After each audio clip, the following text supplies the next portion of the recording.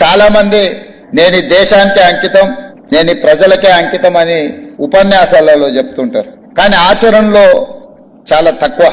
కానీ సీతారాం ఏచూరి గారు బ్రతుకున్నంత కాలం ప్రజల పక్షాన నిలబడమే కాదు, వారి మరణానంతరం కూడా వారి కుటుంబము వారి పార్థివ దేహాన్ని ప్రజలకే ఇచ్చి ఇతరులకు వారు ఉపయోగపడాలనే విధంగా ఆదర్శంగా నిలబడ్డారు. అంటే నిజంగానే వారి దేశ పేద ప్రజలకు, ఈ దేశంలో అవసరం ఉన్న వాళ్ళ కోసం వారు అంకితమైందని చెప్పి మనం మాట్లాడుకోవచ్చు. ఈరోజు విలువలు సిద్ధాంతాలు అంతరించిపోతున్న సందర్భంలో, చారిత్రాత్మకమైన సందర్భం, దేశం మీద భారతీయ జనతా పార్టీ లేదా భారతీయ జనతా పార్టీ లాంటి ఆలోచనలు ఉన్న వాళ్ళు అధికారం కోసం జమిలీ ఎన్నికల ముసుగులో ఈ దేశాన్ని కబలించాలనుకుంటున్నప్పుడు అత్యంత చారిత్రాత్మకమైన కీలకమైన సందర్భంలో సీతారాం ఏచూరి గారు లేకపోవడం ఈ దేశానికే తీరని నష్టము అని చెప్పి రాహుల్ గాంధీ గారు ఏ ఆలోచన ఏ మాట అయితే చెప్పినో నేను 100% ఏకీభవిస్తున్నా. రాహుల్ గాంధీ గారికి, గాంధీ కుటుంబానికి సీతారాం ఏచూరి గారితో చాలా సన్నిహిత సంబంధాలు ఉన్నాయి.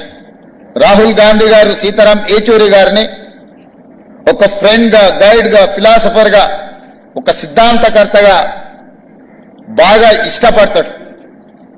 వారు చనిపోయినప్పుడు అమెరికాలో ఉన్న రాహుల్ గాంధీ గారు ఈ అంశాన్ని వారే మనందరికీ చెప్పడం జరిగింది.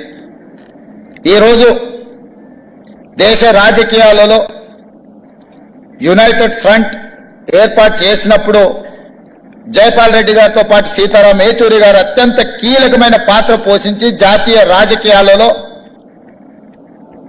ప్రజల పక్షాన నిలబడాలని ఆలోచన చేసినప్పుడు వారు బాధ్యతాయుతమైన బాధ్యతను నెరవేర్చి, ఇదే కాదు 2004లో UPA 1 UPA 2 Congress party communist ఇతర రాజకీయ పార్టీలను కలుపుకొని యూపీఏ 1 యూపీఏ 2 ప్రభుత్వాలను ఏర్పాటు చేసి ఫుడ్ సెక్యూరిటీ బిల్ కావచ్చు, రైట్ టు ఎడ్యుకేషన్ యాక్ట్ కావచ్చు, రైట్ టు ఇన్ఫర్మేషన్ యాక్ట్ కావచ్చు, ఉపాధి హామీ పథకం కావచ్చు, ఇవి దేశంలో చాలా విషయాలను సమూలమైన మార్పు తీసుకురావడానికి తీసుకొచ్చిన చట్టాలు.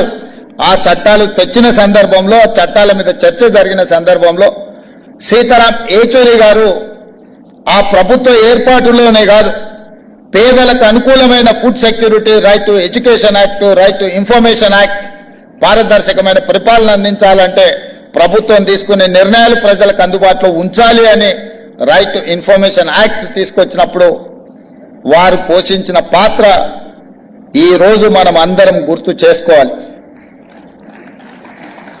ఈరోజు సామాన్యుడికి విద్యను అందించాలన్నా ప్రభుత్వం తీసుకుంటున్న నిర్ణయాలు ప్రజలకు తెలవడానికి అవసరమైన సమాచార హక్కు చట్టాన్ని ఈరోజు ప్రజలకు అందించిన యూపీఏ 1 యూపీఏ 2లో సీతారాం ఏచూరి గారు చాలా క్రియాశీలక, చాలా కీలకమైన పాత్ర పోషించింది.